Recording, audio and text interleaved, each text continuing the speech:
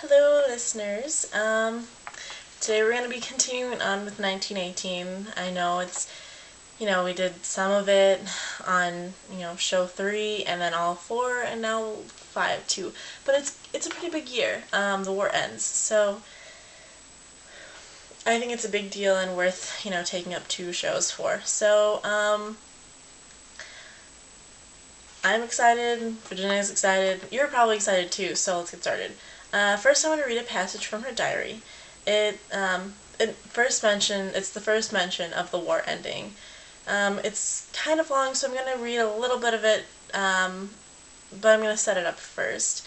VW is having tea with a friend of hers, Herbert Fisher. Excuse me, I worded that wrong.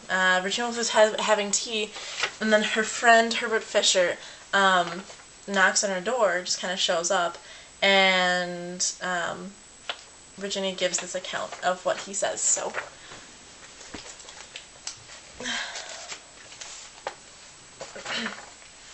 Okay, Herbert says, "We've won the war today," he said at once. "I saw Milner this morning, and he says we shall have peace by Christmas. The Germans have made up their mind, and they can't fight a retreat. The General Staff has faced the fact, and they've had what I think the considerable courage to admit it.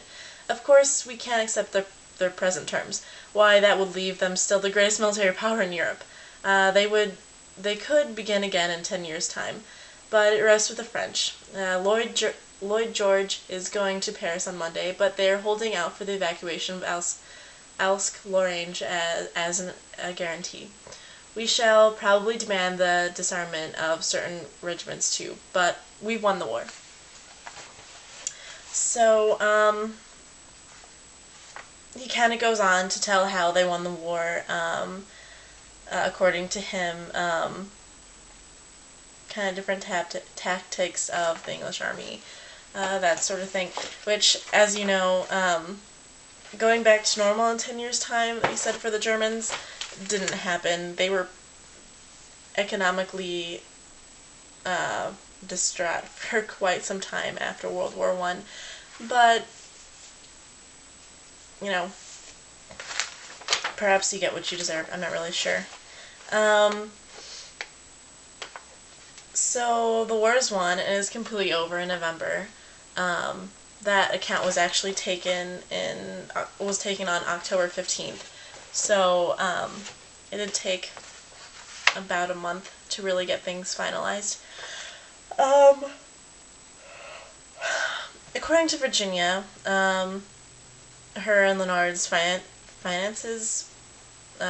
funds apparently fluctuate pretty often. A few times she mentions not being able to buy a new diary book. She's filled her others, and the one that she has is actually, the one that she's writing in is actually like a note, I'm going to say notebook, but I don't mean like a notebook, like a book for notes. I guess I always thought they were pretty well off. I mean, they have Hogarth Press, and they're both employed writers. She has books out.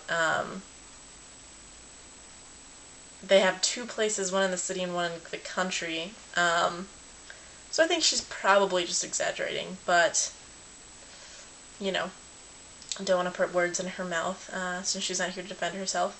So, next time on Virginia Woolf Video Diary, we'll be ending the program and ending the diary series, and we'll be finishing up with 1919. So, with that said, I will bid you farewell, and have a great rest of your day. Bye!